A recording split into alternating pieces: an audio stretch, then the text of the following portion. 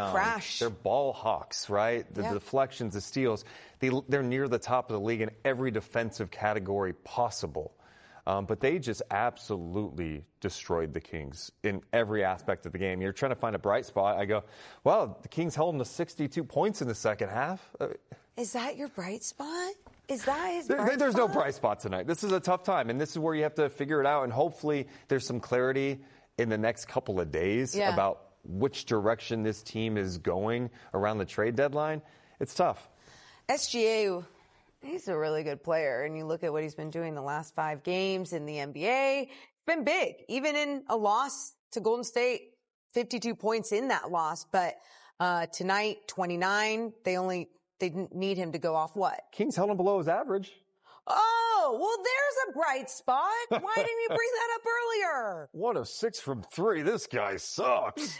SGA, I mean, he's in the MVP conversation for a reason. 29 points, 9 dimes, a couple of blocks, 6 rebounds. He gets to his spots. He finishes around. He's so slithery. His ability to play at his own pace. You got the floater, the mid-range. But then on the defensive end, you think about what he does, Deuce, and just, I mean, how many times that we see him put that extra effort in? And the fact that he's doing it on both ends of the floor at such a high level, it's definitely fun to watch. It's not fun to watch it against the team that you root for. And he's so efficient out there. He's a team guy. I mean, you saw how excited everyone was when Aaron Wiggins was just going off. Everyone wanted him to get those 40 points. The whole crowd was just up on their feet, but the bench, it was really cool to see how excited they were going to get. But I mean, that pride as a player needs to kind of build a fire within you to just not allow those things to happen. Yeah. I mean, I envy OKC fans because they're a small market. It's hard to win in a small market, especially with what transpires in this league, right? Yeah. And they have a culture that has obviously turned into a team that is probably going to compete for a championship, but then they have the amazing fan base, and they are just being treated to an absolute show. And you just listen to those fans, I'm like, man, Kings fans have that same vibe as a fan base. You know, that love, that small market connection is different. Do you remember that Beam Team year? Wasn't that fun? Yeah.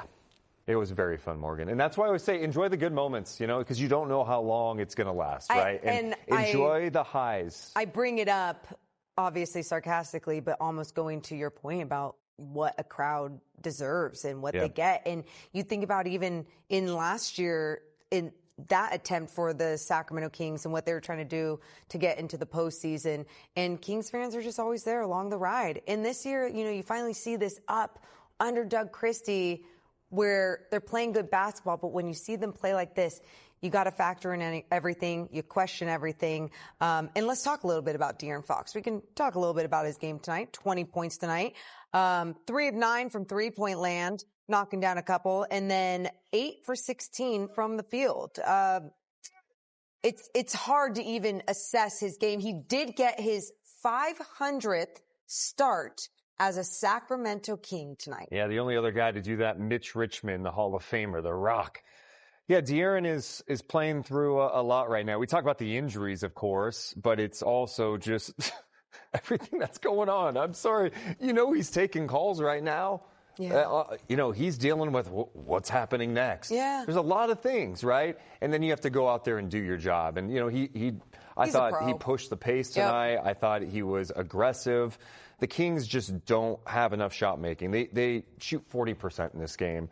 They're 11 for 44 from downtown. The bench continues to struggle. They ended up with 24 points, but the bench played a lot in that fourth quarter. So it's some of the same themes that we've been talking about the entire season. Yeah, and I guess it's amplified in a time like this, right? You know, after a head coach is fired and you start winning, it calms everything down. Winning can, you know, help everything.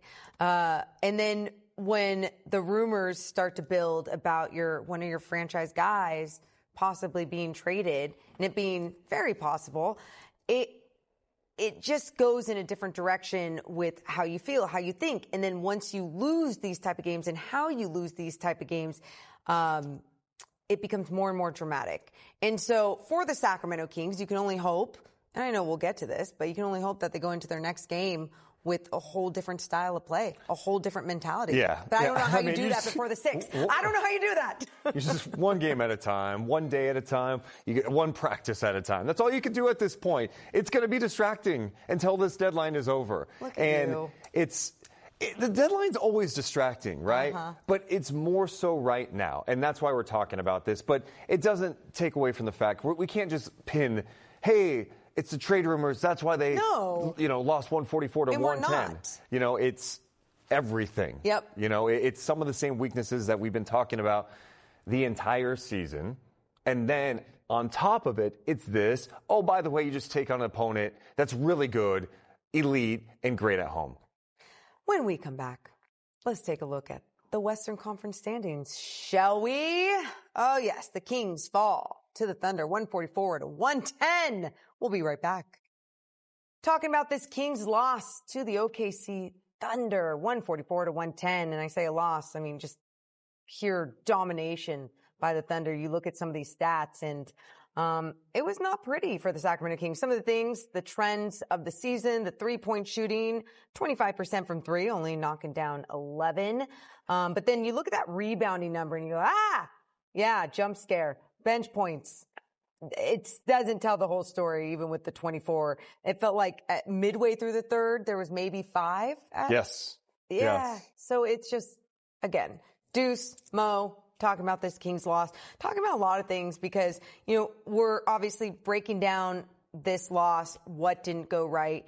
And there's so many things we can break down, but I think it's distracting for everyone too when you do get closer and closer to the trade deadline. Not only talking about De'Aaron Fox, but also throughout the season when we talk about what the Kings lack and don't have. Yeah. You kind of go, okay, is this looking different after February 6th? That's what we sit here today and we go, but we can't think about that either. We kind of have to move on like, you have what you have, so how do you get going for the next one? What Doug Christie and his coaching staff have to do. This is the team, right? Mm-hmm. And we've seen this same team win 7 in a row. Yep.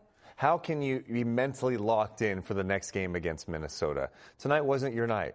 You played one of the best teams in the NBA, and they slapped you around. Hopefully you can wake up. You got to finish your road trip the right way because right now this road trip's not good either. That's the other element of this, right? It's not. It hasn't been pretty, and I mean that's also been something that has been super disappointing. Well, one road win, right? It's against Brooklyn. Yeah, and not against the shorthanded Philly team without Joel Embiid or Paul George. River Rock Casino Daily Jackpot. Our River Rock Casino Daily Jackpot Isn't it the Western Conference standings? Yeah, it is. You know what? Sure. Here. I got some optimism for you. Oh, you wait. Do you really? I'm back. Oh, he's back, everybody. When the Kings were 13-19, did you think they'd be 24-24? No. Okay. So, yeah, it may feel low right now. Okay. We may be down a little bit. This road trip not going well, the Fox stuff. But guess what? This is what's beautiful about sports. Oh, you're really You don't know positive. what's going to happen. I like that. How did this change within one segment? It's all we can do. It's all we can do is hope a little bit that you can get it turned around. Like, again, this team has shown the ability. This roster right now has shown the ability to win some games. So hopefully they play better against Minnesota, who, by the way, lost tonight at home to Washington. Mm-hmm. There you go. They were shorthanded. Randall's out right now. So, like, you played well against Minnesota. You can go do it. It's not all doom and gloom. It just really hurts after a loss like this. Doug Christie talked after this one. Let's hear from him. There are absolutely no excuses. There are no excuses. We don't work with excuses. I don't work with excuses. We throw the ball up. We're paid to go out there and play a beautiful game with our hearts. And that's what we're going to do. So put that one to the side. Like I said, unacceptable. But, it doesn't matter what's going on. What were you most disappointed with in terms of the way the team played? I have to go look at the film, but physicality, making them feel us, too many offensive rebounds. When somebody gets a game going like that, like we got to have a pride to it ain't happening. It ain't happening. So, yeah. Was that tough for you? You know, you were a defensive-minded guy. Was it tough for you at the end of the game watching Williams try to gun for 41?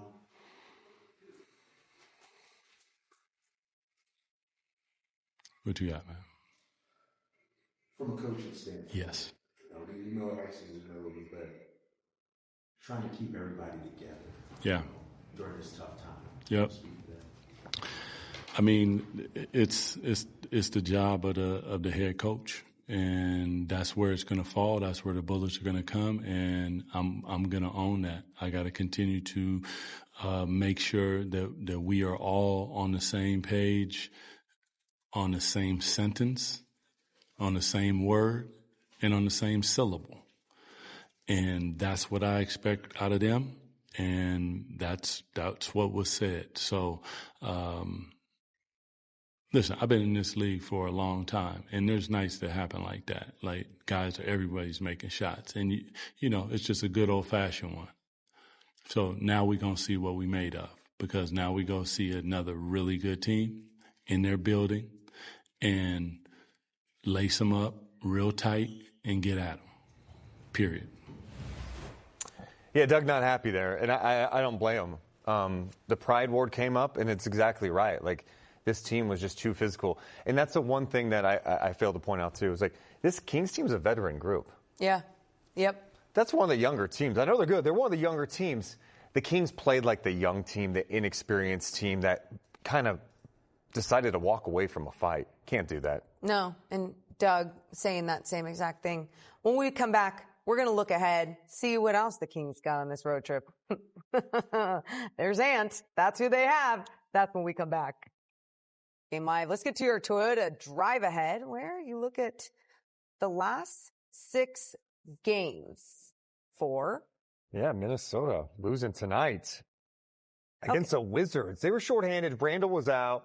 So was Ant. Ant was sick. They've been playing so much better basketball, but that's a tough loss at home to a Wizards team that hasn't lost in like they haven't won a game in like a century, I think it was. In a century.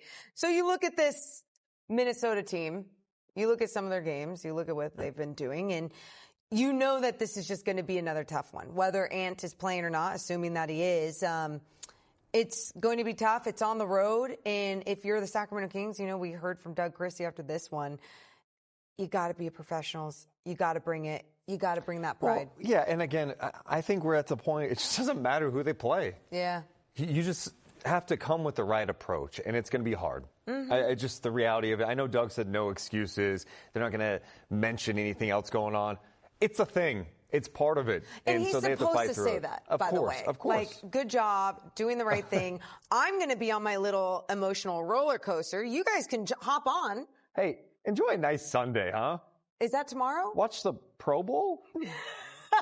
For Deuce Mason, I'm Morgan Reagan. For everyone in the back, Kings fall 144-110. We'll see you Monday.